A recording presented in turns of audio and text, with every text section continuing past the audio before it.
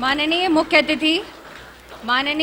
अतिथि श्री डॉक्टर राकेश सिंह जी, निदेशक अंतर्राष्ट्रीय बौद्ध संस्थान, श्री अरुणेश जी एवं श्री करुणेश जी, श्री दिनेश मिश्रा व्यवस्थाधिकारी और हमारे आदरणीय निदेशक डॉक्टर श्री आर.सी. मिश्रा जी एवं मंच पर उपस्थित अन्य गणमान्य व्यक्ति, सम्मानित शिक्षकगण, आप सभी को सुप्रभात। अब मैं हमारे शिक्षकगणों से अनुरोध करूंगी कि वो आएं और उन्हें बुके भेंट करें। श्री डॉक्टर राकेश सिंह जी को पुष्प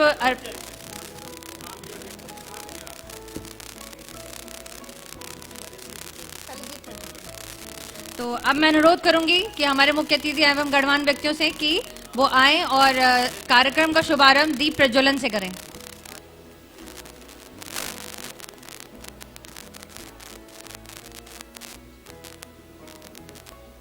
जैसा कि आप सभी को पता है, आज हम यहाँ किस लिए एकत्र हुए हैं? जी की जयंती के अवसर पर। आज क्या है? 14 अप्रैल। ठीक है।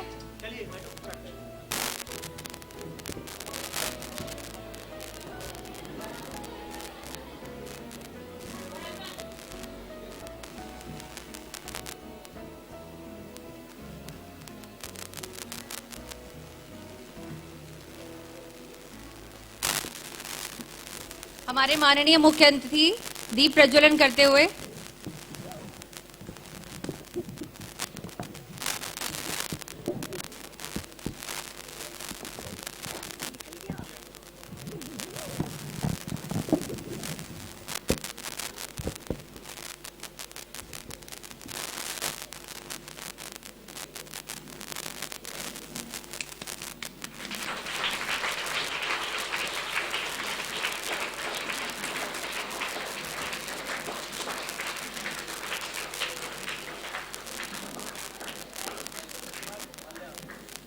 अब मैं अनुरोध करूंगी हमारे मुख्य अतिथि जी से कि वो माल्यार्पण करें बाबा अंबेडकर जी की प्रतिमा पे।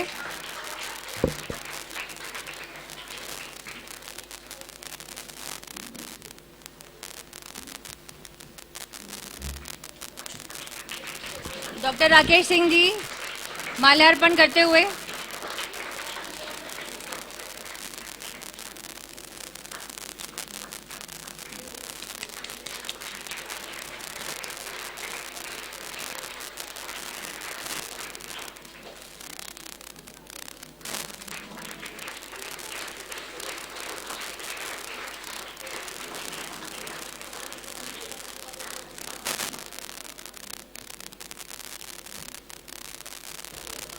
हम सभी लोग यहाँ बाबा साहब अम्बेडकर जी के जन्म दिवस के उपलक्ष्य में आयोजित निबंध प्रतियोगिता व कला प्रतियोगिता में सम्मिलित होने के लिए एकत्रित हुए हैं। आज 14 अप्रैल को भारतीय संविधान के निर्माता व शिल्पकार और देश के दलितों एवं पिछड़े वर्ग के लोगों के मसीहा, भारत रत्न डॉक्टर भीमराव अम्बेडकर जी की जयंती है। आज हमारे बीच IAS प्रख्यात विद्वान एवं बौद्ध दर्शन के महारथी डॉक्टर राकेश सिंह जी विद्यमान हैं। उन्होंने बौद्ध धर्म में डॉक्टरेट करने के बाद कई किताबों एवं शोध पत्रों का संपादन किया है। उत्तर प्रदेश ही नहीं बल्कि देश के प्रमुख बौद्ध दर्शन के विद्वानों में से वो एक हैं।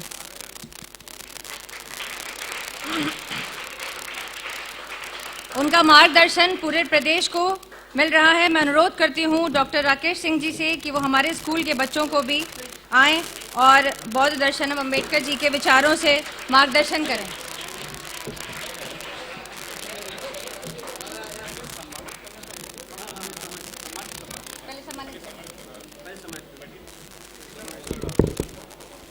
अब मैं अनुरोध करूंगी हमारे शिक्षकगणों से कि वो आएं और बुके भेंट करते हुए सम्मानित करें। सर्वप्रथम डॉक्टर राकेश सिंह जी।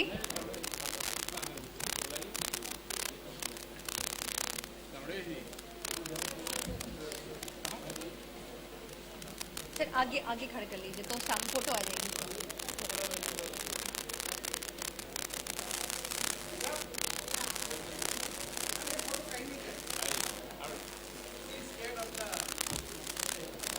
सर इधर खड़े हो जाइए सर, फोटोग्राफ नहीं आ पाएगी। इधर आगे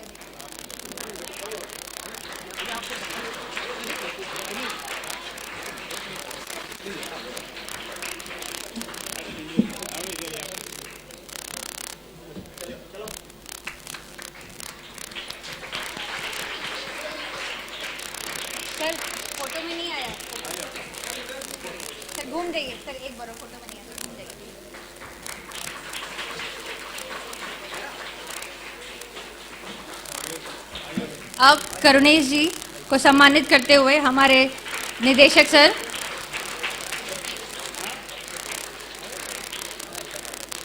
अब माननीय श्री अरुणेश जी के सम्मान करते हुए हमारे निदेशक सर।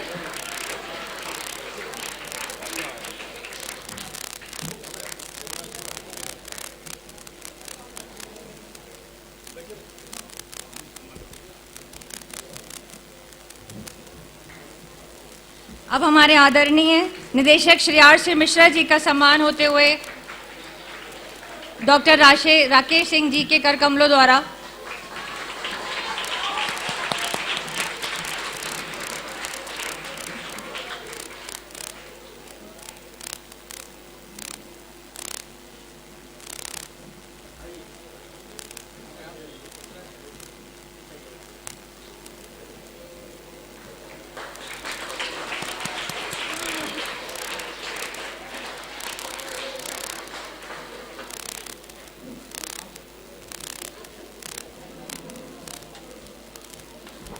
अब हमारे आदरणीय प्रिंसिपल सर का सम्मान होते हुए डॉक्टर राकेश सिंह जी के द्वारा।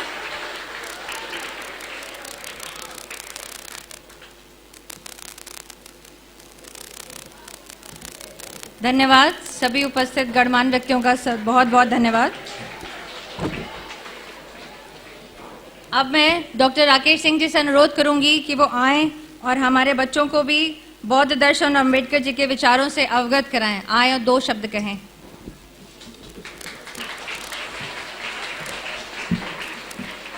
धन्यवाद। जैसा कि आप लोग जानते हैं कि आज 14 अप्रैल बाबा साहेब डॉक्टर भीमराव अंबेडकर की 133वीं जयंती के अवसर पर आज हम पहली बार आपके कॉलेज में आए हैं। ये तो हम लोग पहले से ही परिचित हैं आपके निदेशक आदरणीय श्री आर.सी. मिश्रा जी से। आपकी विद्वता की कितनी तारीफ की जाए वो कम है। आप हर क्षेत्र में ही आपकी महारत हासिल है और कॉलेज को देख के हमको लगा जिस तरह से बाबा साहब भीमराव अंबेडकर आज के 133 वर्ष पूर्व अपने 65 वर्ष के कार्यकाल में जिस वर्ग में उत्पन्न हुए थे कि जहां तमाम तरह के सामाजिक भेदभाव के साथ साथ शिक्षा समानता सब पे विरोध था, उन विरोध को चीरते हुए समाज को नई दिशा देते हुए जबकि देश परतंत्र था, उस परतंत्रता काल में अपने समाज को सामाजिक आर्थिक राजनीतिक वैधानिक हर क्षेत्र को बढ़ाते हुए देश के निर्माण में, देश जब आज़ाद हुआ ये हुआ संविधान कैसे बने, संविधान का एक नया पूरा उन्होंने वो दिया। ये कहा जाता है इसे प्रारूप समिति तो कहने को पूरा संविधान के निर्माण में बाबा साहेब के योगदान को भुलाया नहीं जा सकता। इन महापुरुषों का मुख्य उद्देश्य है, इनके जयंती मनाने का संस्थान का मुख्य उद्देश्य है कि हम उनसे प्रेरणा लें। कितनी भी विपरीत परिस्थितियां भी हों, लेकिन हमारे पास अगर कुछ भी नहीं है, शिक्षा के द्वारा हम संपूर्ण नए राष्ट्र के निर्माण करने में सफल होंगे।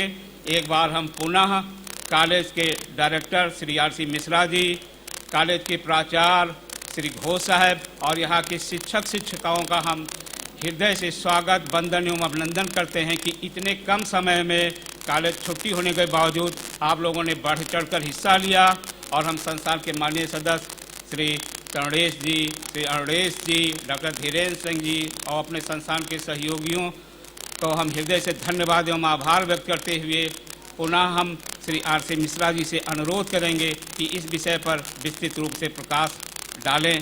धन्यवाद।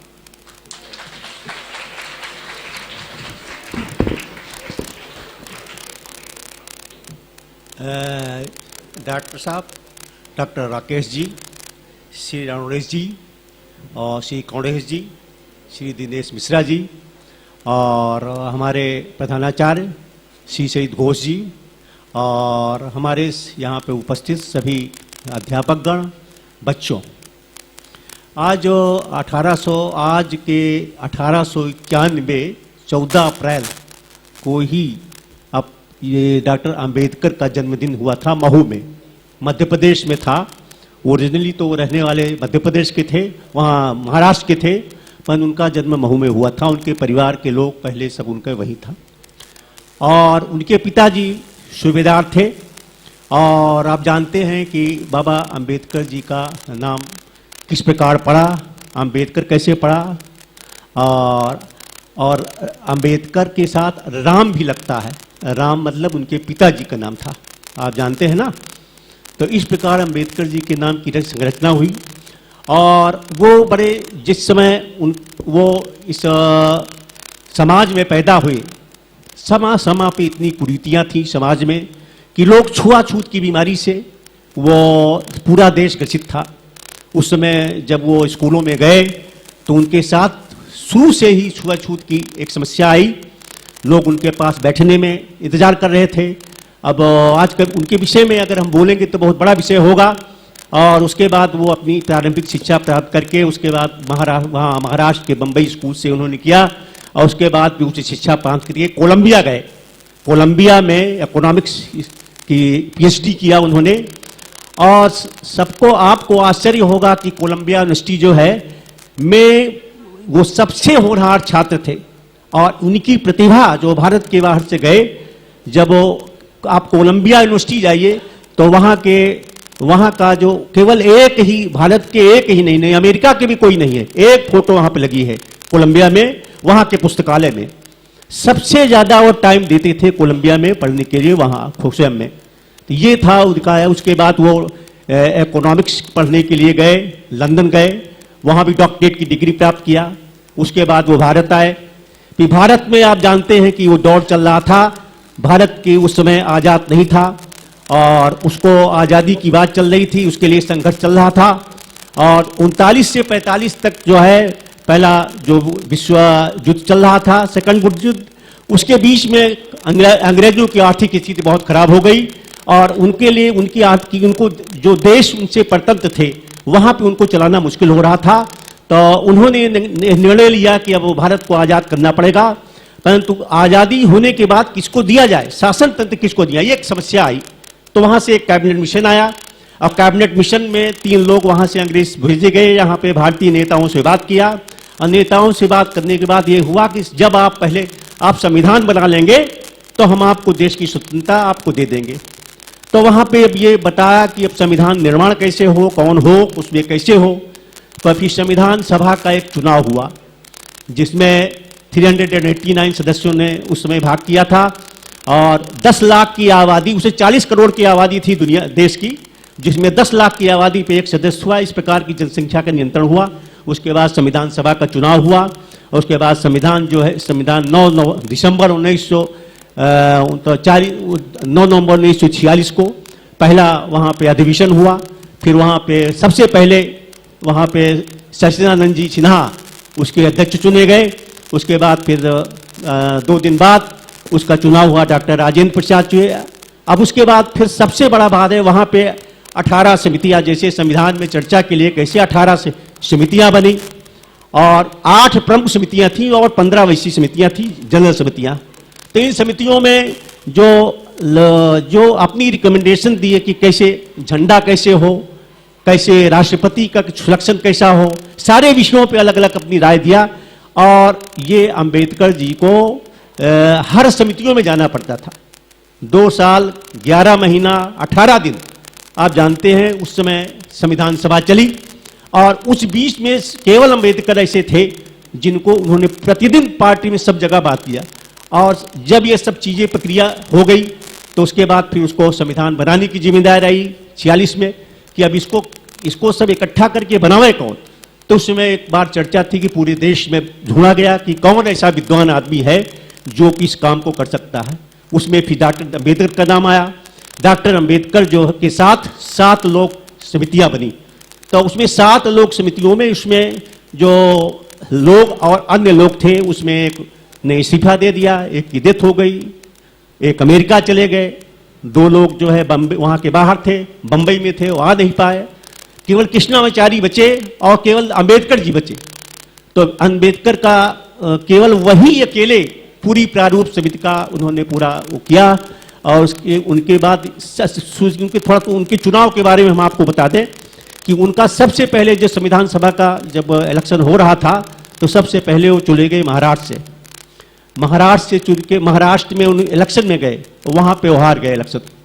फिर उनको, क्योंकि उनकी अनिवार्यता थी, उनके बिना संविधान की संरचना नहीं हो सकती थी, उनको बंगाल से लड़ाया गया। बंगाल से वो इलेक्शन चुन के आए, कुछ दिन रहे, उसके बाद बंगाल का भारत का पार्टीशन हो गया, वो पाकिस्तान चला गया।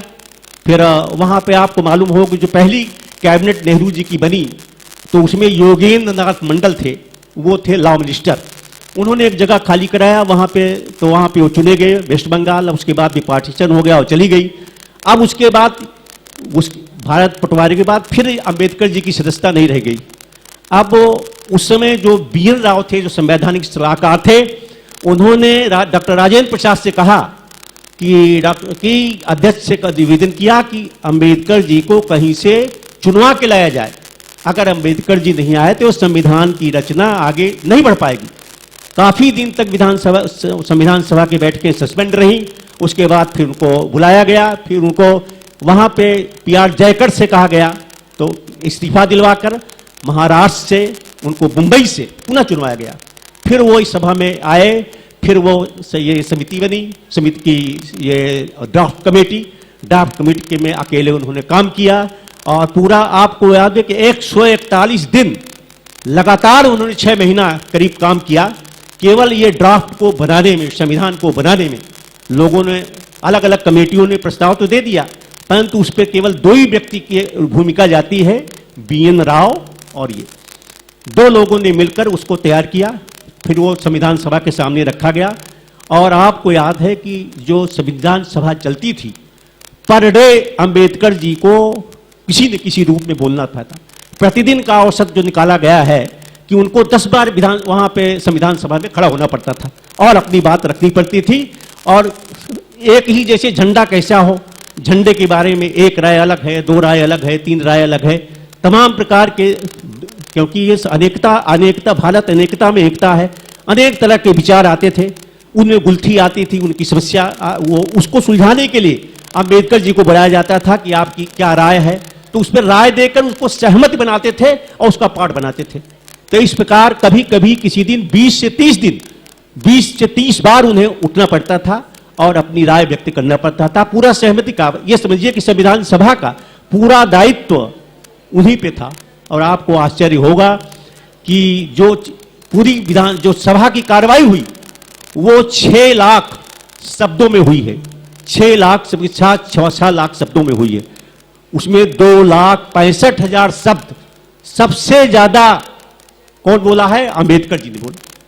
और उसके बाद सेकंड नंबर आता है नेहरू जी का। नेहरू जी ने 70,000 वर्डों में अपना किया। इसके बाद सभी सदस्य थे, लगभग 300 सदस्य थे, तो सभी ने अपना अपना बात कही होगी। इस तरह बनी 6 लाख शब्द वहां आए। तो आप ये जान कर सकते हैं कि अम्बेडकर की क्या भूमिका थी वहां। और जब वो संविधान सभा के सामने अपना प्रारूप लेके गए, उस दिन भी सबसे लंबा चौड़ा उनका भाषण हुआ था। उसमें 3110 वर्डों में उन्होंने पूरी संविधान की व्याख्या की। और अंततः आप जानते हैं कि 26 जनवरी की संविधान, ये 24 जनवरी को पहले ये स्वीकार हुआ, 26 जनवरी को स्वीकृत हुआ। इस प्रकार 24 नवंबर में पहले स्वीकार हुआ ये, 26 नवंबर में, उसके बाद 26 जनवरी को ऐतिहासिक कारणों से उसको 26 जनवरी को संविधान का रूप दिया गया। इस प्रकार बाबा अंबेडकर को BN बसु द्वारा ये बताया गया कि जो ये अंबेडकर जी की जो भूमिका है वो संविधान में 2 तरह की है। पिता के रूप में जनक, संविधान का जनक जो है कौन है? तो लोगों ने व्याख्या किया, अंत में राजेंद्र प्रसाद ने कहा कि जनक नहीं है, जननी है।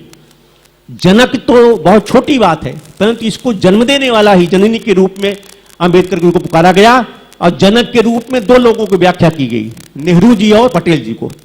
कहा उनको जनक कहिए और जननी में इनको अंबेडकर जी को कहिए। तो बच्चों, आज क्योंकि समय कम है, इस पे संविधान में तो काफ़ी चीज़ें उनका बड़ा भारी योगदान था।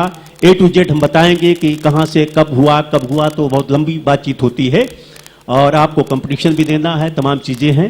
परंतु दूसरी बात, थोड़ा दो बातें और बता देना चाह रहे हैं कि आप लोग शिक्षक, बच्चे हो, बच्चों को ये कहा था उन्होंने कि शिक्षा ही एकमात्र ऐसा अस्त्र है तो दुनिया बदल सकती है। तुम आज कल इंजीनियर हो गए, कोई IAS हो गए, कोई भी, वो शिक्षा की बात है। तुम सामाजिक परिवर्तन हो, सामाजिक परिवर्तन का काम तुम्हारे हाथ है। और उन्होंने कहा कि शिक्षा से वह शेरनी का दूध है, जिसको जितना दूध पिएगा उतना ताकतवर होगा। इस कितने कितने घंटे पढ़ते थे मालूम है? अंबेडकर 21 घंटा पढ़ते थे, 21 घंटा। और आपको ये बता दें कि दुनिया में सबसे ज्यादा किताबें किसी की पर्सनल लाइब्रेरी में, जब कोई अंग्रेज यहां गया था अंबेडकर जी से मिलने, तो उसने देखा कि उनके यहां 8000 किताबों का सिलेक्शन था। 1956 में जब उनकी डेथ हुई तो आपको आश्चर्य होगा कि उनकी पर्सनल लाइब्रेरी में 35,000 बुकें थी। इस तरह आप जान सकते हैं कि अंबेडकर जी कितने पढ़ाकू थे, कितने इस तरह के अध्ययनशील थे। उनको किताबों को शौक, चिल्ला पे, इकोनॉमिक्स पे, दुनिया में कोई किताब छपती थी, कोई विचार आते थे, उसको लेते। और अरस्तु ने सबसे ज्यादा किताब पूरी दुनिया में लिखा, 3000 किताबें लिखा। परंतु किताबें उसकी बहुत छोटी हैं, कोई 4 पेज की है, 5 पेज की है। परंतु अब ये देखिए कि अंबेडकर जी का 21 वॉल्यूम में छपा है। उसके बाद अगर दुनिया में या भारत में आप वो करिए तो सबसे ज्यादा वॉल्यूम अंबेडकर जी का है। अंबेडकर जी ने जितना बोला, अपने उनका जीवन काल बहुत कम रहा, 65 साल वो जिए। अगर और आगे उनका वो देखिए, उन्होंने पूरा काम किया है, 141 दिन उन्होंने लगातार काम किया और 21 घंटे उन्होंने काम किया, जबकि वो बीमार थे। और ये अध्ययनशीलता बीमारी की अवस्था में संविधान को ये रूप दिया। और सबसे बड़ा काम जो उन्होंने किया, जो हिंदू मैरिज एक्ट ले आए, जिसमें कि स्त्रियों की समानता, बंधुता, स्वतंत्रता, बंधुता, समानता, ये मूल मंत्र था उनका। इस मंत्र को आज भारत में जो समानता का, हर आदमी समानता के आधार पे है, सबको अवसर है, तमाम कोई भी छोटा बच्चा तुम राष्ट्रपति हो सकता है, कोई प्रधानमंत्री हो सकता है। तो वह देन किसकी है? अंबेडकर जी का स्वरूप है। और आज आप लोकतंत्र में हैं, आप कुछ भी बोल सकते हैं, स्वतंत्रता का अधिकार है, कोई भी किसी कहीं कुछ बोल सकता है। तो किसने अधिकार दिया? अंबेडकर जी की सोच थी, अंबेडकर जी ने वो अधिकार दिया है। और उसी बात आज एक दूसरे को समान, अभी उनकी डेथ बहुत जल्दी हो गई, अभी बहुत कुछ बाकी था। अभी जो यहाँ पे आर्थिक विषमता बढ़ रही है, जो गरीब बच्चे हैं, यहाँ पे तो ज्यादा गरीब बच्चे पढ़ते हैं, यहाँ पे हमने बहुत फीस कम कर रखा है कि थोड़े इसीलिए देते हैं कि बहुत कम फीस में अच्छा टैलेंट हम उभारे। ये काम हम यहाँ कर रहे हैं और अच्छा शिक्षा दे रहे हैं। ये हम अंबेडकर के जो उनका उद्देश्य था, जो अंबेडकर की शिक्षा थी, उसको सही रूपों में हम यहाँ प्रणीत कर रहे हैं। अंबेडकर के दर्शन को, दर्शन को हम स्कूल में फलतः दृढ़ीभूत करने का काम कर रहे हैं। और ये बच्चे अब उनसे प्रेरणा लेना चाहिए। दूसरा, उन्होंने लेबर एक्ट पर बड़ा काम किया कि उनको न्यूनतम मजदूरी जो तय किया, उन्होंने लॉ मिनिस्टर के रूप में वो भी बड़ा काम किया। और जब देश स्वतंत्र हुआ तो उसके पहले लॉ मिनिस्टर बने। लॉ मिनिस्टर के रूप में हिंदू व्याख्या के लड़कियों को, बच्चियों को, स्त्रियों को, सबको, महिला को एक बड़ा अधिकार दिया है। उनको समाज में समानता का अधिकार दिया। उनका कहना था कि जो पुरुष और महिलाओं को पुरुष के बराबर अधिकार होना चाहिए, उनको भी समानता के रूप में उनको अपनी चाहे नौकरी हो, चाहे किसी समाज में आना चाहिए। अब सारी चीज़ें हमने बहुत सूक्ष्म में अम्बेडकर के बारे में आपको बताया और उनके विद्वता के बारे में बताया, उनके संविधान में योगदान के बारे में बताया। और संविधान में तो योगदान उनका बहुत है। अब क्योंकि आपके इम्तहान होने वाले हैं, तमाम चीज़ अभी आपको बहुत प्रक्रिया है, इसलिए अंत में मैं आज इस अवसर पर डॉक्टर राकेश कुमार जी को विशेष धन्यवाद देता। मैं उनका बहुत ऋणी भी हूँ, स्कूल भी ऋणी है, बच्चे गरीब हैं, ये बच्चे भी उनके ऋणी हैं। कि आपकी दृष्टि गई कि इन गरीब बच्चों को में एक अंबेडकर के प्रति एक संचेतना इस स्कूल में लाएं और उनमें एक प्रेरणा भरें। ये काम आपने बहुत उपकार का किया है और जितना भी हम कम आपके लिए धन्यवाद है वो भी कम है। हमारे उसके मेंबर रणेश जी और कौणेश जी आए और उनका भी आप अभी मार्गदर्शन सुनेंगे। तो उन्होंने भी कृपा की कि इस अवसर पे आए और वो हमको बच्चों को का प्रेरणा स्रोत बनेंगे और मैं उनके लिए भी बहुत धन्यवाद देता हूँ। और हमारे प्रिंसिपल, हमारे जो आज छुट्टी का दिन था, आप लोग आए, हमारे सब टीचर्स आई और इस पूरे अवसर पर अंबेडकर को याद करने के लिए आए, तो इसके लिए सबको धन्यवाद। मैं अंत में और लोगों को, डायरेक्टर साहब की टीम में भी और लोग आए हैं और हमारे साथ यहाँ पे दिनेश मिश्रा जी बैठे हैं, हमारे प्रधानाचार्य हैं, सभी को जो भी भूल भटक से रह गया जिसका नाम लेने को, सभी बच्चों को एक एक को मेरा बहुत आज कृतज्ञता ज्ञापन करता हूँ, धन्यवाद देता हूँ कि अम्बेडकर के से प्रेरित होकर आप उसके बारे में कुछ लिखेंगे, पेंटिंग बनाएंगे और उनके जीवन दर्शन जो था, मूल बात है उनकी शिक्षा के बारे में, शिक्षा से कैसे व्यक्ति बदलता है। आज तुम हो कक्षा 5 में हो, 6 में हो, फिर 10 में हो, 12, कितना घंटा पढ़ोगे, क्यों 21 घंटा पढ़े। उन्होंने कहा हमारा समाज सो रहा। उनसे पूछा कि आप क्यों 21 घंटा पढ़ रहे हैं, क्योंकि हमारा समाज सो रहा, उस समाज को जगाने के लिए। आप जब पढ़ेंगे, आप जब जगाएंगे, आपका परिवार जो सो रहा है, आपके परिवार में जो गरीबी है, कुपोषण है, तमाम चीजें हैं, आप लोग उसको अनुभव करिए। ये कैसे बदल सकता है यदि आप शिक्षा के माध्यम से, शिक्षा में आप अच्छे होंगे, अच्छी मेहनत करेंगे, अति करेंगे, प्रेरणा उनकी से प्रेरणा लेंगे कि यहाँ से व्यक्ति कोलंबिया जाता है और सुनिए वहाँ पे जब वहाँ इकोनॉमिक्स जो यहाँ पे करने गए, जब लंदन में जो यूनिवर्सिटी है वहाँ भी डॉक्टर अंबेडकर की मूर्ति लगी है कि मन भारत का एक बहुत छोटे परिवार में जन्मा व्यक्ति भारत के बाहर विदेशों में गया, बहुत लोग पढ़ने गए, परंतु वे इतने होनहार छात्र थे कि उनकी आज भी मूर्ति लगी हुई है लंदन में और अमेरिका में और पताका फहरा रही है। और दुनिया के देशों में अगर अभी भारत में ही देखें तो सबसे ज्यादा मूर्ति किसकी लगी है, अंबेडकर की। और सामाजिक रचना, सामाजिक परिवर्तन, दुनिया को सारा उन्होंने दुनिया को आपको और बातें बता नहीं पा रहे हैं। इनकी तुलना अब्राहम लिंकन से की जाती है। अब्राहम लिंकन थे राष्ट्रपति, 16वीं शताब्दी में वहां राष्ट्रपति हुए।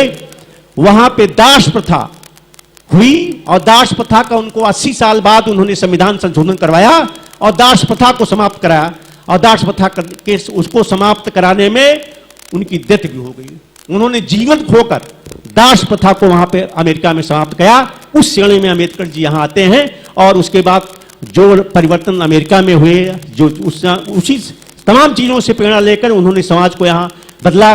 गांधी जी से भी उनका कई चीजों में मत ऐक्य नहीं रहा, परंतु समाज के लिए, जो निर्बल समाज में लोग थे, उनको जगाने के लिए, उनको उत्तेजित करने के लिए और सभी को समानता का अधिकार लाने के लिए एक बहुत बड़ा प्रयास किया। और उनको हम आज जो याद करते हैं, उनके प्रति हम कृतज्ञता ज्ञापन करते हैं कि आज उनके कारण ही हम लोग यहाँ बैठे हैं, हम लोग यहाँ पे चर्चा कर रहे हैं। अगर पढ़ते ना होते तो हम कहाँ बोलते, कहाँ आप सुनने आते, है ना। तो इसलिए अंबेडकर को याद करिए और उनके अभी ऐसे बहुत बढ़िया लिखिएगा। आप लोगों ने विभिन्न स्रोतों से पढ़ा भी होगा। और अंत में सभी हम अपने अतिथिगण को और सभी प्रधानाचार्य सहित सभी चीजों को सबको धन्यवाद देते हैं। धन्यवाद।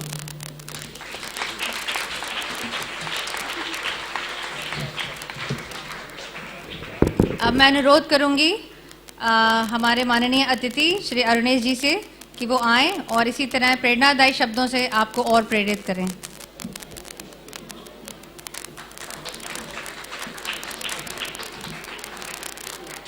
आदरणीय अंतर्राष्ट्रीय बोसो संस्थान के निदेशक डॉक्टर राकेश सिंह जी और बीएम पब्लिक स्कूल के निदेशक आदरणीय मिश्रा जी और डॉक्टर धीरेन्द्र सिंह जी और यहाँ के प्राचार्य श्रीमान घोष जी और भी आदरणीय मिश्रा जी और भी हमारे जो शिक्षक और शिक्षिकाएं तथा मेरे प्रिय बच्चे, जैसा कि आज आप लोग जानते हैं कि अंतर्राष्ट्रीय बोसो संस्थान और एसबीएम इंटर कॉलेज के संयुक्त तत्वावधान में यह 14 अप्रैल का जो अंबेडकर जयंती का कार्यक्रम हो रहा है, इसमें भाषण वाद विवाद प्रतियोगिता है और पेंटिंग प्रतियोगिता है। इसमें आप लोगों को कुछ बचा नहीं है। जैसे आदरणीय मिश्रा जी ने बहुत कुछ बताया, इवन काफ़ी कुछ हम भी अपनी जनरल नॉलेज में हमको भी काफ़ी कुछ बढ़ाना पड़ा, क्योंकि बहुत कुछ हमारा भी अपडेट हो गया और बहुत सारे लोगों का अपडेट हुआ होगा, क्योंकि A to Z शायद ही कोई अंश बचा रह गया हो आदरणीय भीमराव जी के। तो बहुत कुछ जानकारी हो गई है, कितने दिनों में बना, कैसे बना और कैसे कैसे संघर्ष किए। तो मुख्य रूप से जो आदरणीय मिश्रा जी ने और भीमराव अंबेडकर जी के बारे में है कि 3 चीज उन्होंने ध्यान दिया था। हम सारांश में केवल 2 मिनट में ही बताएंगे। शिक्षित, सबसे पहले शिक्षा के ऊपर, फिर उसके बाद आप लोग एकता, फिर संघर्ष। तो 3 का इनके जीवन में विशेष महत्व है और इनका स्लोगन 3 ही था। तो सबसे पहले यदि हम शिक्षित हो जाएंगे, जैसे कि भी बताया गया, आपको पता चला कि 24 घंटे में 21 घंटा अध्ययन करते थे, तो हम लोग कम से कम उतना न कर पाए। तो अभी आप लोगों को तो चाहिए कि कम से कम 6 घंटा, 8 घंटा, 9 घंटा सेल्फ स्टडी स्कूल के अलावा यदि हम करेंगे, तो जैसे आज इनकी जन्म जयंती मनाई जा रही है, ऐसे हम लोगों की मनाई जाएगी। तो सभी बच्चों से आज से संकल्प करके जाएं, क्योंकि क्यों मनाया जाता है आप लोगों को मालूम है? चाहे जिसकी महापुरुषों की जयंती या कुछ भी मनाया जाता है, क्यों मनाया जाता है? क्योंकि उन्होंने एक ऐसा अच्छा कार्य किया रहता है अपने जीवन में कि उसको याद किया जाता है। याद इसलिए किया जाता है कि केवल खाने पीने के लिए नहीं कि आए और जिंदाबाद करके चले गए, अमर रहे करके चले गए, ऐसा नहीं। इसलिए मनाया जाता है कि हमको भी ऐसा कार्य करना है, हम भी प्रेरणा लेना चाहिए। लोग हमारे प्रेरणा स्रोत हैं। तो सबसे पहले हमको करना चाहिए कि शिक्षित, इन्होंने 21 घंटा पढ़ा है, तो हम लोगों को 22 घंटा 23 घंटा पढ़ने की स्थिति आनी चाहिए। अगर नहीं है तो कम से कम सेल्फ स्टडी स्कूल के अलावा 5 घंटा, 6 घंटा, 8 घंटा, 10 घंटा, जो भी जिसकी क्षमता हो, अपने परिवार के दायित्वों को ध्यान में रखते हुए सेल्फ स्टडी करना चाहिए। उसके बाद जब हम लोग शिक्षित हो जाएंगे, फिर एकता रहेंगे। एकता में क्या है कि जैसे अभी आपने बताया कि अमीर गरीब, छुआछूत, जितनी भी कुरीतियाँ हैं उसको ध्यान में रखकर क्या हटाना है, क्या नहीं करना है। जब हम शिक्षित होंगे तो हमारा माइंड उस हिसाब से काम करेगा, और जब शिक्षित होंगे, एकता रहेगी, तब संघर्ष करेंगे। संघर्ष क्या मतलब है? हमसे आपसे संघर्ष नहीं, अपने मन में जो गंदी भावना है, जो कुरीतियाँ हैं, जो निगेटिव जो थॉट्स हैं, उससे संघर्ष करना है, जिससे हमको समत्व की भावना तभी पैदा होगी। जब समत्व की भावना पैदा होगी, तभी से समाज, हमारा राष्ट्र और हमारा संसार तभी सुख होगा, तभी वसुधैव कुटुंबकम की भावना जागृत होगी। इन्हीं शब्दों के साथ बहुत बहुत धन्यवाद, बहुत बहुत आभार आप लोगों का।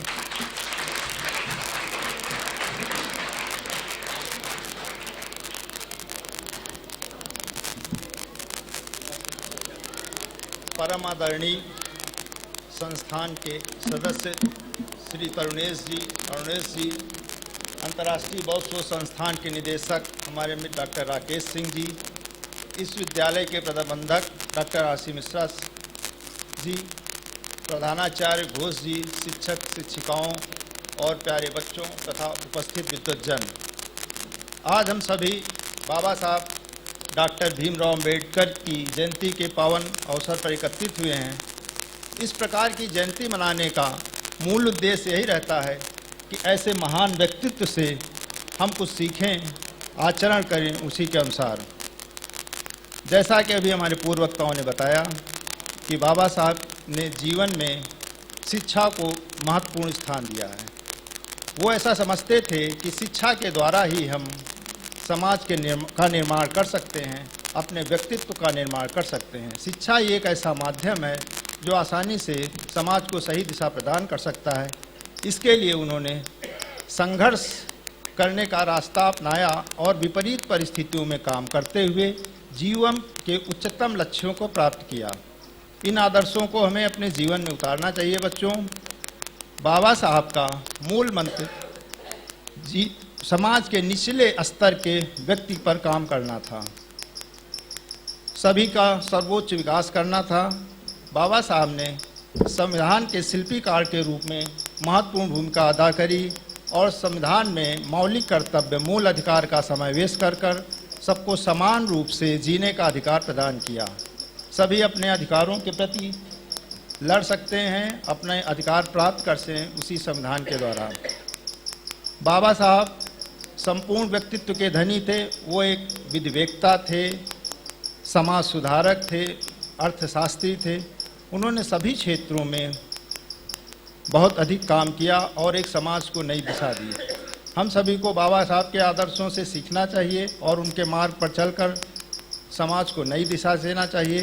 बाबा साहब की शिक्षा का मूल उद्देश्य व्यक्ति के व्यक्तित्व का निर्माण करना था, ना कि केवल साक्षर होना, अच्छे बुरे में अंतर समझ सके, जो लोकतंत्र में बहुत ही आवश्यक है। इन्हीं शब्दों के साथ मैं अपनी बात समाप्त करता हूँ। जय हिंद, जय भारत।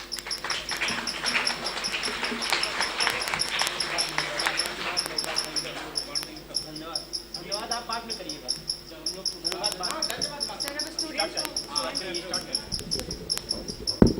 अब मैं हमारे सभी विद्यार्थियों से अनुरोध करूंगी कि वो लाइन में एग्जामिनेशन हॉल की तरफ प्रोसीड करिए।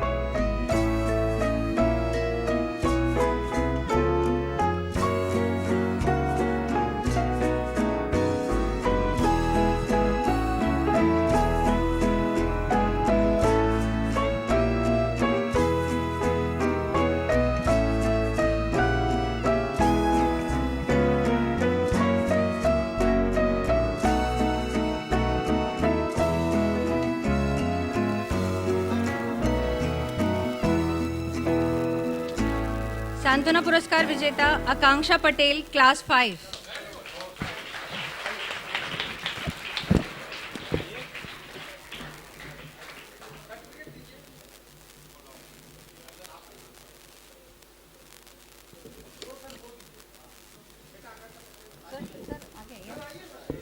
शिवांगी यादव, क्लास 6।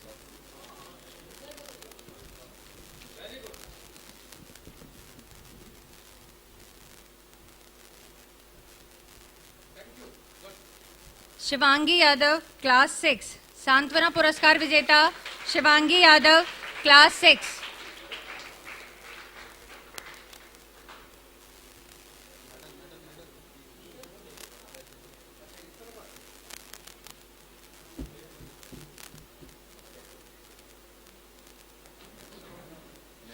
श्रेयसी तिवारी।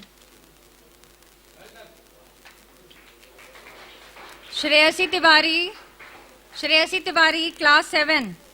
निबंध प्रतियोगिता में सांत्वना पुरस्कार विजेता श्रेयसी तिवारी।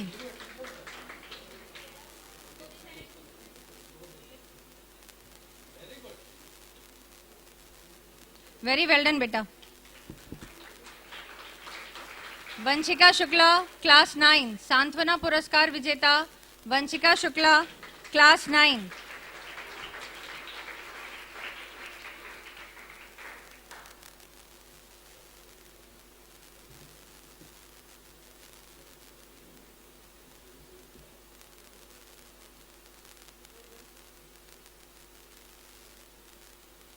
दीपांश यादव, क्लास 8। सांत्वना पुरस्कार विजेता निबंध प्रतियोगिता में दीपांश यादव, क्लास 8।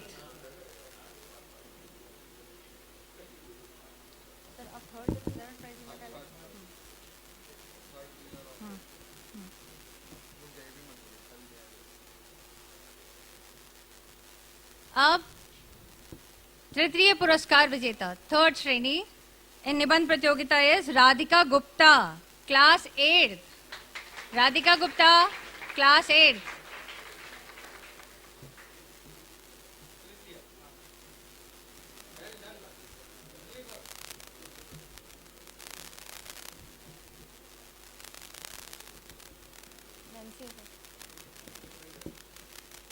द्वितीय पुरस्कार विजेता इज नैन्सी विश्वकर्मा, क्लास 9।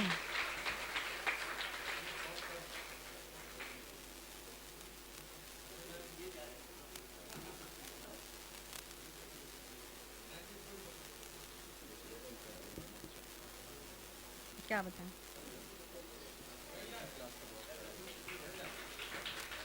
अब बारी है प्रथम पुरस्कार विजेता की, और आपको ये जान के हैरानी होगी कि वो क्लास 6 का स्टूडेंट है जिसने 7th, 8th, 9th तीनों को बीट कर दिया। क्लास 6 का हमारा होनहार छात्र श्रेयस बरनवाल।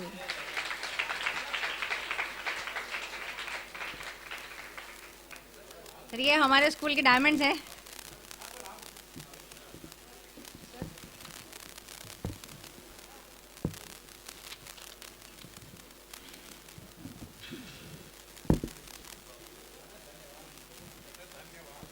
सर अब चित्रकला प्रतियोगिता में सांत्वना पुरस्कार विजेताओं की घोषणा।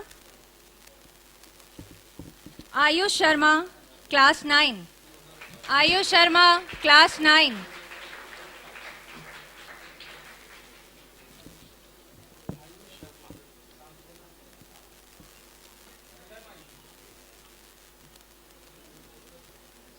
सर आर्यपाल, क्लास 9 से दे दे सर पहले, है क्या? खुशी मलिक। अगेन क्लास 9 सांत्वना पुरस्कार खुशी Malik.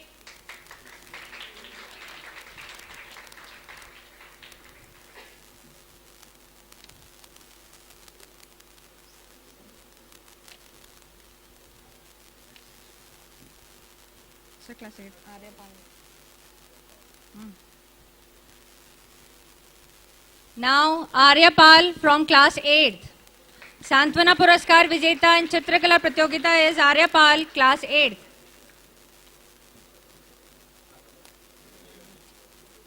Sir Atika Shukla. A fourth consolation prize is Atika Shukla. Fourth consolation prize winner Atika Shukla, class 7.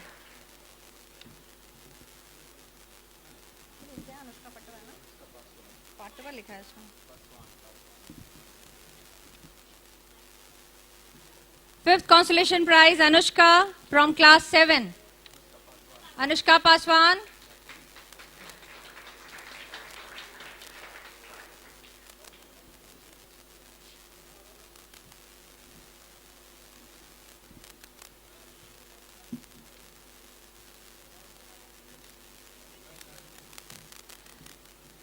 तृतीय पुरस्कार विजेता चित्रकला प्रतियोगिता में विनर है Rishu from class 6. Rishu from class 6. Sir, third prize winner.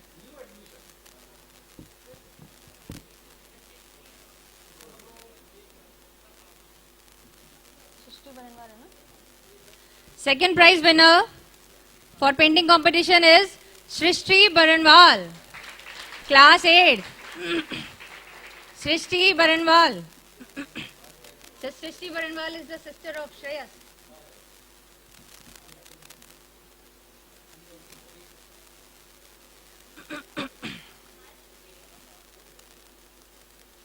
Now it's time for the announcement of first prize winner in the category of painting competition, and it is class 7 student. His name is Janvi Rajput. Very good beta. You made class 8, 9, very good. Janvi Rajput, class 7.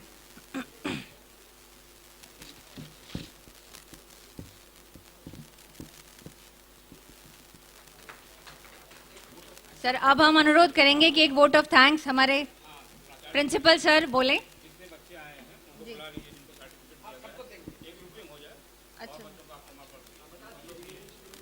All those children who have got prizes, please come here.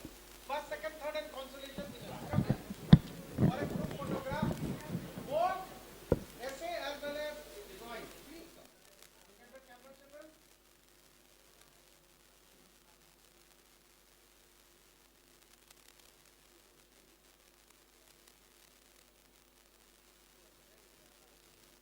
Guests who have come today for this program, our honorable director sir, and my teachers and my dear students.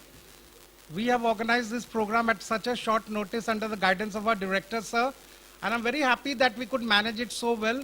Lot of talent I could see. I would like to thank sir again for this wonderful program which we could do, and he has promised to organize more such programs here in our school. You have seen the talent of our children. And I would like to thank everybody that on a Sunday everybody is here. Everybody has their own personal things, but all of you are here. I would like to thank everybody for this. Thank you very much. Now, thank you, sir. All the children will sit here and we will give the certificates to everybody. Everybody. And after that, you will go there and collect your sweets, lunch box. Okay? Okay.